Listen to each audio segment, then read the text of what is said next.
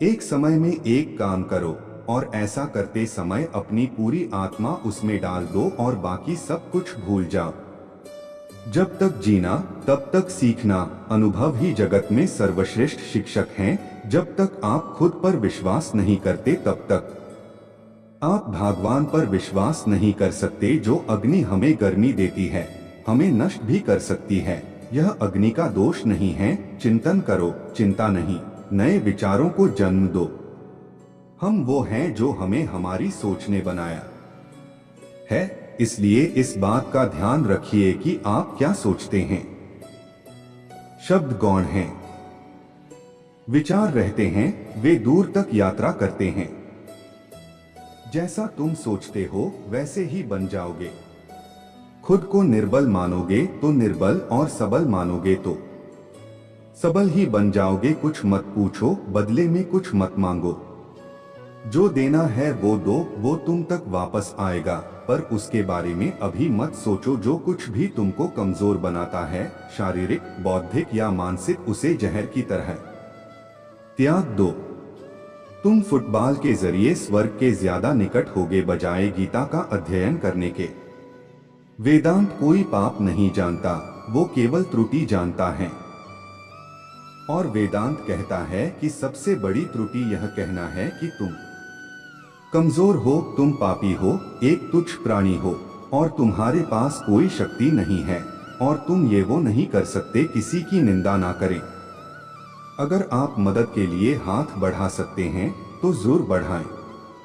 अगर नहीं बढ़ा सकते तो अपने हाथ जोड़िए, अपने भाइयों को आशीर्वाद दीजिए और उन्हें उनके मार्ग पे जाने दीजिए। यही दुनिया है। यदि तुम किसी का उपकार करो तो लोग उसे कोई महत्व नहीं देंगे, किंतु जो ही तुम उस कार्य को बंद कर दो, वे तुरंत तुम्हें बदमाश प्रमाणित करने में नहीं हिचकिचाएंगे।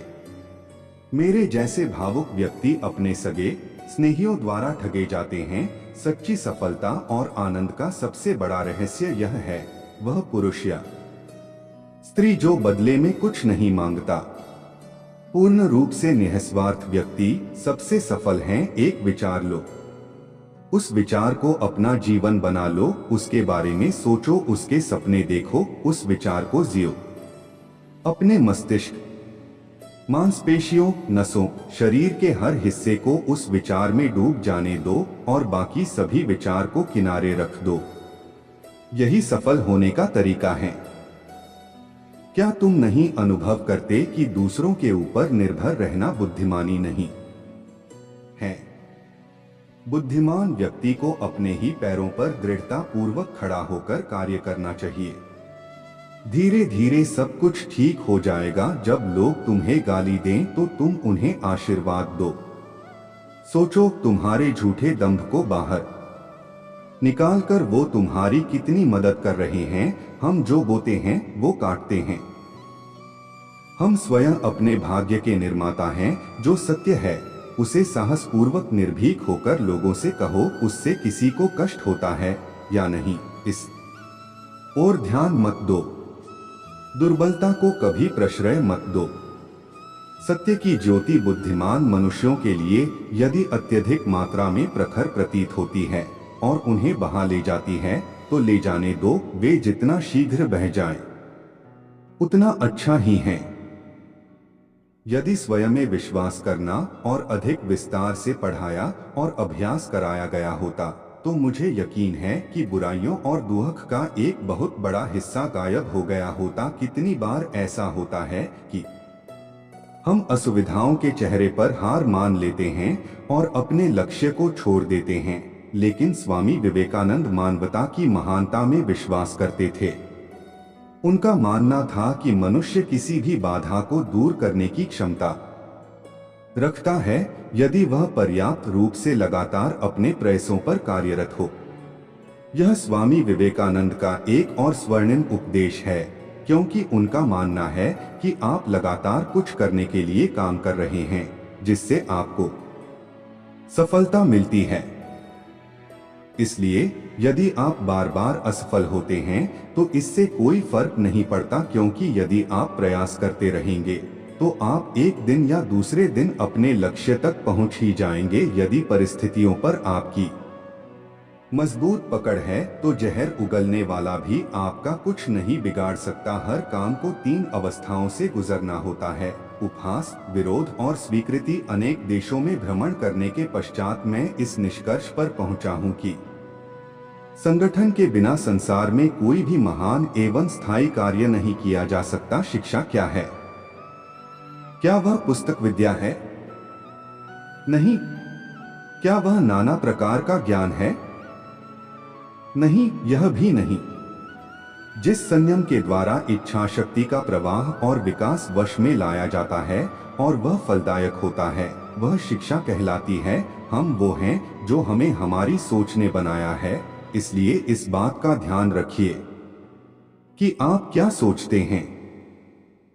शब्द गौण हैं, विचार रहते हैं, वे दूर तक यात्रा करते हैं। हम भगवान को खोजने कहाँ जा सकते हैं अगर उनको अपने दिल और हर एक जीवित प्राणी में नहीं देख सकते? किसी चीज से डरो मत, तुम अद्भुत काम करोगे। यह निर्भयता ही है जो क्षण भर में परम आनंद लाती है। वह नास्तिक है जो अपने आप में विश्वास नहीं रखता। जो अग्नि हमें गर्मी देती है, हमें नष्ट भी कर सकती है। यह अग्नि का दोष नहीं है। यही दुनिया है। यदि तुम किसी का उपकार करो तो लोग उसे कोई महत्व नहीं देंगे, किंतु ज्यों ही तुम उस कार्य को बंद कर दोगे, वे तुरंत तुम्हें बदमाश प्रमाणित करने में नहीं हिचकिचाएंगे। स्वामी विवेकानंद का मानना था कि यदि आप दुनिया को बदलना चाहते हैं तो आपको पहले खुद पर विश्वास करने की आवश्यकता है। विवेकानंद का यह उपदेश प्रत्येक मनुष्य को उनके भीतर मौजूद क्षमता को साकार करने के लिए सशक्त बनाता है। और भी सिर्फ इसलिए कि आप अलग हैं, इसका मतलब यह नहीं है कि आप गलत हैं।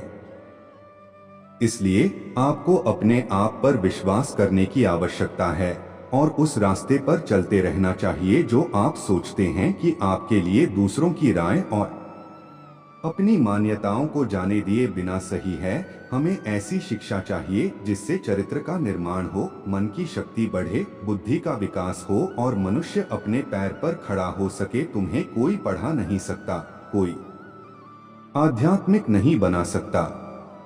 तुमको सब कुछ खुद अंदर से सीखना है। आत्मा से अच्छा कोई शिक्षक नहीं है।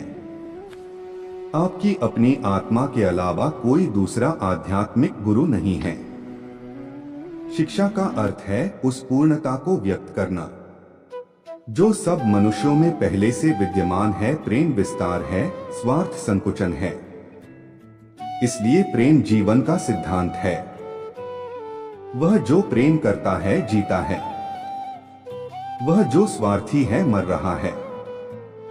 इसलिए प्रेम के लिए प्रेम करो, क्योंकि जीने का यही एकमात्र सिद्धांत है। वैसे ही जैसे कि तुम जीने के लिए सांस लेते हो, बल ही जीवन है और दुर्बलता मृत्यु। अगर स्वाद की इंद्रिय को ढील दी तो सभी इंद्रियां बेलगाम दौड़ेगी। किसी की निंदा ना करें। अगर आप मदद के लिए हाथ बढ़ा सकते हैं तो जरूर बढ़ाएं। अगर नहीं बढ़ा सकते तो अपने हाथ जोड़िए, अपने भाइयों को आशीर्वाद दीजिए और उन्हें उनके मार्ग पे जाने दीजिए। धर्म कल्पना की चीज नहीं है, प्रत्यक्ष दर्शन की चीज है। जिसने एक भी महान आत्मा के दर्शन कर लिए वह अनेक पुस्तकें पंडितों से बढ़कर है। मस्तिष्क की शक्तियां सूर्य की किरणों के समान हैं। जब वो केंद्रित होती हैं, चमक उठती हैं। जितना हम दूसरों के साथ अच्छा करते हैं उतना ही हमारा हृदय पवित्र हो जाता है और भगवान उसमें बसता है। मुझे गर्व है कि मैं एक ऐसे धर्म से हूँ जिसने दुनिया को सहनशीलता और सार्वभौमिक स्वीकृति का पाठ पढ़ाया है। हम सिर्फ सार्वभौमिक सहनशीलता में ही विश्वास नहीं रखते, बल्कि हम विश्व के सभी धर्मों को सत्य के रूप में स्वीकार करते हैं। उठो मेरे शेरों, इस भ्रम को मिटा दो कि तुम निर्बल हो। तुम एक अमर आत्मा हो, स्वच्छंद जीव हो, धन्य हो, सनातन हो। तुम तत्व नहीं हो, तत्व तुम्हारा सेवक है। तुम तत्व के सेवक नहीं हो। पवित्रता, धैर्य और दृढ़ता ये तीनों सफलता के लिए आवश्यक है, लेकिन इन सबसे ऊपर प्यार है। यह मत भूलो कि बुरे विचार और बुरे कार्य तुम्हें पतन की ओर ले जाते हैं। इसी तरह अच्छे कर्म व अच्छे विचार लाखों देवदूतों की तरह अनंत काल तक तुम्हारी रक्षा के लिए तत्पर हैं। संभव की सीमा जानने का एक ही तरीका है, असंभव से भी आगे निकल जाना। पीड़ितों की सेवा के लिए आवश्यकता पड़ने पर हम अपने मठ की भूमि तक भी बेच देंगे। हजारों असहाय नर नारी हमारे नेत्रों के सामने कष्ट भोगते रहें और हम मठ में रहें, यह असंभव है। हम सन्यासी हैं, वृक्षों के नीचे निवास करेंगे और भिक्षा मांगकर जीवित रह लेंगे, यही दुनिया है। यदि तुम किसी का उपकार करो तो लोग उसे कोई महत्व नहीं देंगे, किंतु जो ही तुम उस कार्य को बंद कर दोगे, वे तुरंत तुम्हें बदमाश प्रमाणित करने में नहीं हिचकिचाएंगे। धर्म ही हमारे राष्ट्र की जीवन शक्ति है।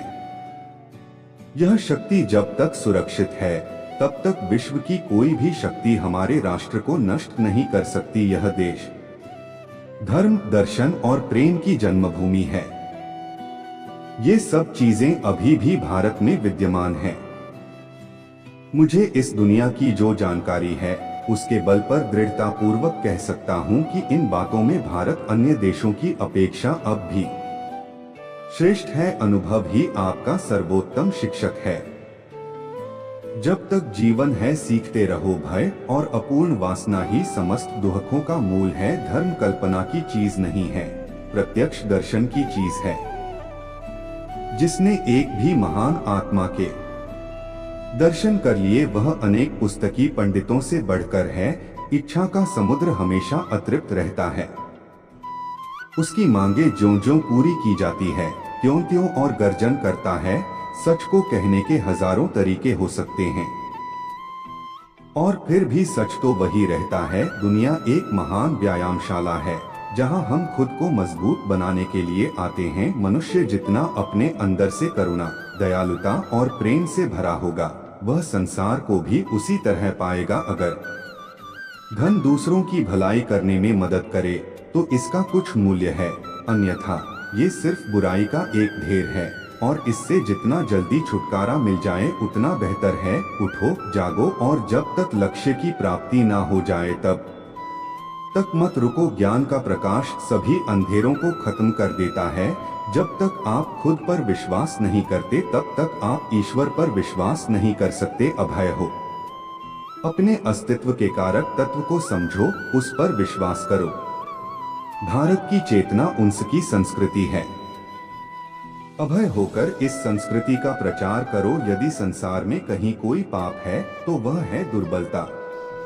हमें हर प्रकार की कमजोरियां, दुर्बलता को दूर करना चाहिए। दुर्बलता पाप है, दुर्बलता मृत्यु के समान है। दिन रात अपने मस्तिष्क को उच्च कोटि के विचारों से भरो। जो फल प्राप्त होगा वह निश्चित ही अनोखा होगा। कभी मत सोचिए कि आत्मा के ये कुछ असंभव है। ऐसा सोचना सबसे बड़ा अधर्म है। अगर कोई पाप है तो वो यही है, ये कहना कि तुम निर्बल हो या अन्य निर्बल हैं। जब तक जीना तब तक सीखना। अनुभव ही जगत में सर्वश्रेष्ठ शिक्षक है। जिसके साथ श्रेष्ठ विचार रहते हैं, वह कभी भी अकेला नहीं रह सकता। जब तक करोड़ों लोग भूखे और अज्ञानी रहेंगे, मैं उस प्रत्येक व्यक्ति को विश्वासघाती मानूंगा जो उनकी कीमत पर शिक्षित हुआ है और उनकी ओर बिल्कुल भी ध्यान नहीं देता है। आप अपने को जैसा सोचेंगे, आप वैसे ही बन जाएंगे। यदि आप स्वयं को कमजोर मानते हैं तो आप कमजोर ही होंगे, और यदि आप स्वयं को मजबूत सोचते हैं तो आप मजबूत हो जाएंगे। केवल उन्हीं का जीवन है जो दूसरों के लिए जीते हैं। अन्य सब तो जीवित होने से अधिक मृत हैं। आकांक्षा, अज्ञानता और असमानता, यह बंधन की त्रिमूर्तियां हैं। हम एक ऐसी दुनिया में रहते हैं जहां लोग आमतौर पर हर दूसरे मूल्य पर अपने व्यक्तिगत लाभ पर ध्यान केंद्रित करते हैं। इसलिए ऐसी दुनिया को स्वामी विवेकानंद के इस शिक्षण को अपने भीतर समाहित करने की आवश्यकता है। उनका मानना था कि यदि आपके पास संसाधन हैं, तो आपको उन संसाधनों का योगदान करने के लिए तैयार रहने की आवश्यकता है जो आपके आसपास दूसरों की अधिक भलाई के लिए हैं। यदि आप अपने आप को दयालुता के निस्वार्थ कार्यों में शामिल करते हैं, तो आप खुशी की भावना तक पहुंचेंगे जो कि आनंददायक होगा।